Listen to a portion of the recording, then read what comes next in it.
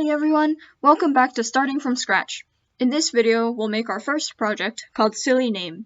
For this first lesson, we'll be learning how to use multiple sprites, and we'll talk about how the coordinate system works in Scratch.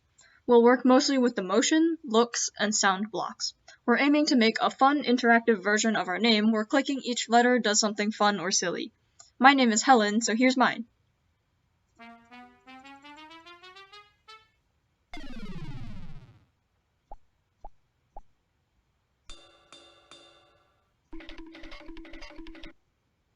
I'll show you how I made each letter in my name, so feel free to follow along using the letters in yours.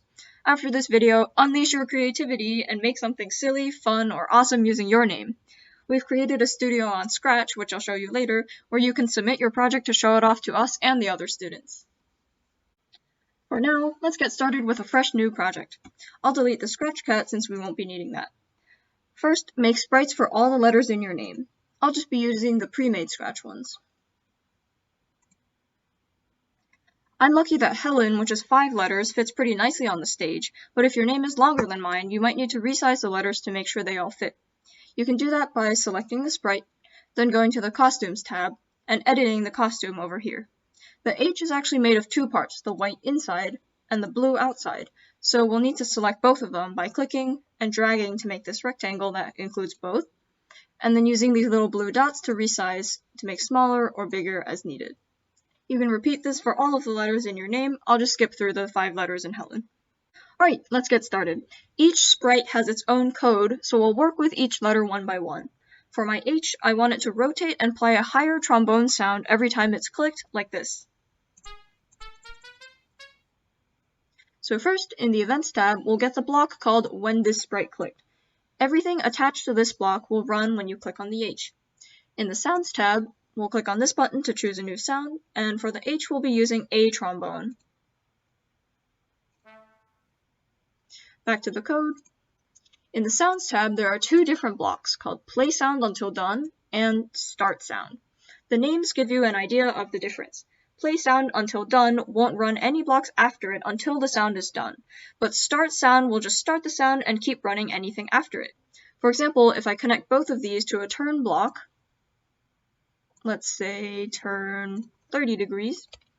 And to copy this block, I can just right-click, duplicate, and put it where I want it to go. So when I run Play Sound Until Done, watch the H, it doesn't turn until the sound is completely finished playing. But if I use Start Sound, then it turns as the sound is playing. To make the note higher, we'll use this block that changes the pitch effect. Our original pitch is 100, and going bigger than 100 will make the sound higher, and smaller than 100 will make the sound lower. So let's change pitch effect by 10, which will basically change it by a note. I'll get rid of this one because we want to use the start sound, and we'll attach this to when the sprite is clicked.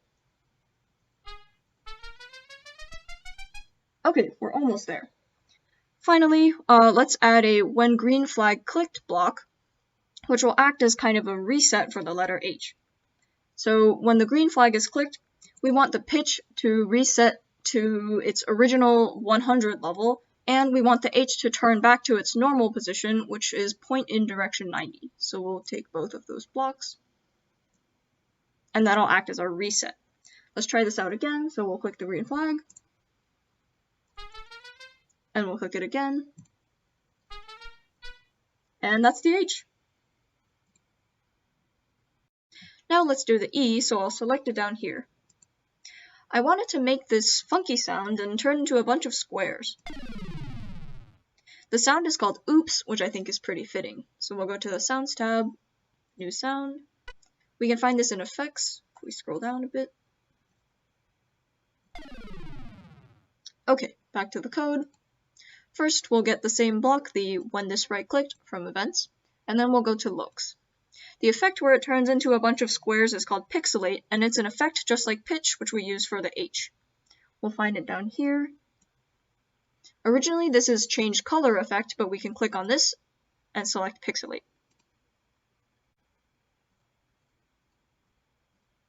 So in my example, the E pixelates so much that you can't even tell what it used to look like, but it doesn't immediately go from an E to a blob. It pixelates gradually. To do this, we'll need to use a new block from the control section called repeat. Just like it sounds, you can put code inside of this block to have it repeat any number of times. For the E, we'll increase the pixelate effect by about 5 for 30 times. And we'll attach this here.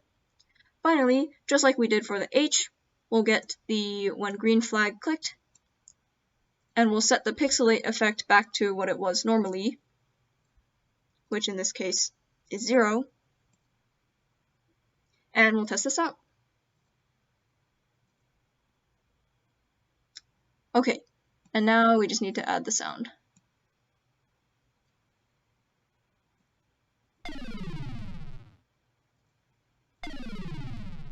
And that's the E. Okay, 2 out of 5 down.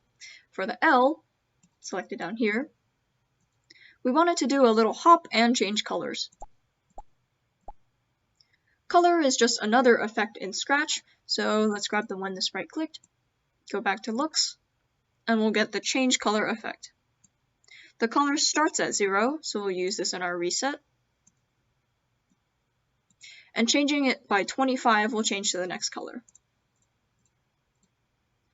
For this, we'll use the pop sound, which is the default, so we can just grab that here. Okay, so now how do we do a little hop? We pretty much just want the L to move up and down. So how do positions work? Well, each point in the stage has an X position and a Y position. The center of the stage has position X equals 0 and Y equals 0.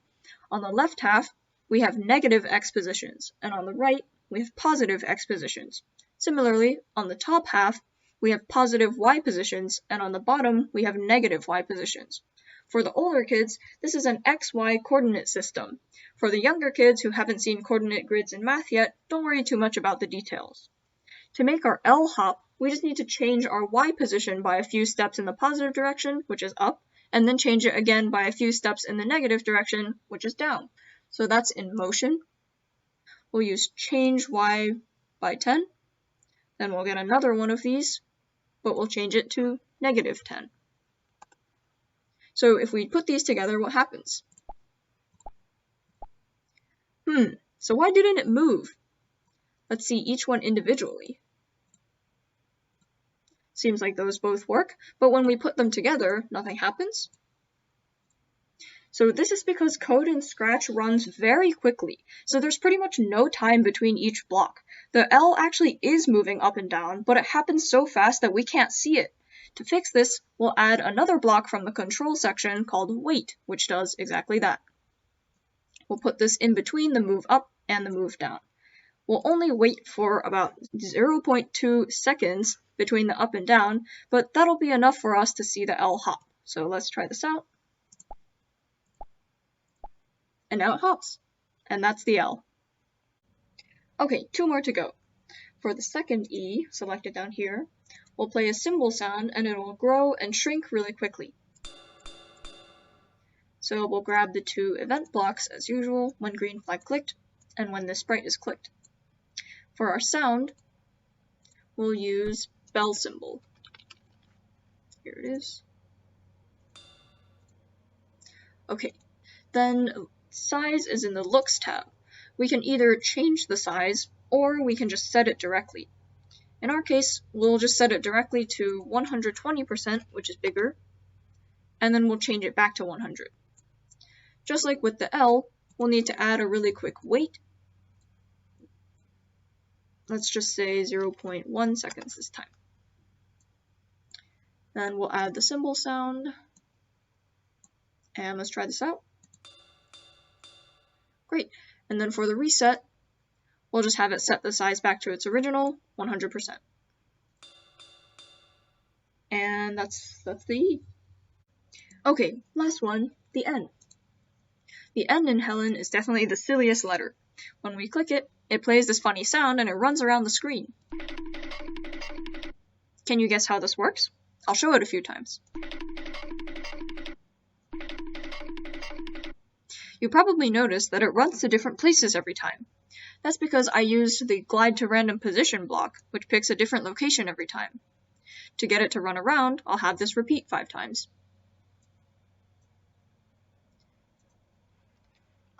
I also want it to go pretty quickly, so I'll just do 0.2 seconds. Then at the end, we'll glide back to our regular position, also in 0.2 seconds. Let me grab the events blocks real quick. For our reset, we'll just go back to our original position. The sound is called scrambling feet, which I think is pretty funny.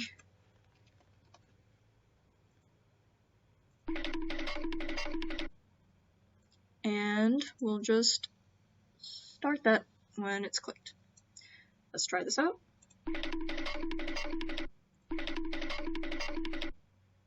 And we're done.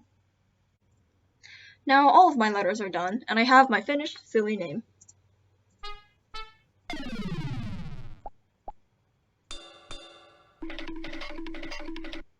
I've given you a few ideas for how you can change your letters, but now it's your turn to make your own name, with each letter doing something fun or silly. Here are a few more ideas. It could be fun to draw your own letters, which you can do by hovering over the New Sprite button and clicking on this paintbrush. Then you can draw with your mouse. Do my best to draw an H here. And you can change the color up here, draw shapes down here, or add text. For the sounds, if you have your own microphone on your laptop or computer, you can record your own silly sounds. You can also decorate your stage with a backdrop or other sprites that you like. We'd also love to see your projects when you're done. We've made a studio on Scratch where you can submit your projects for us and everyone else to see. We'll link it in the description and in the post on the website. To recap, today we learned about how to use the code blocks in motion, looks, and sound. We'll be talking about some more important control and sensing blocks next time, so feel free to get a head start and look at some other blocks. Thanks for tuning in for Lesson 1. I look forward to seeing your silly names.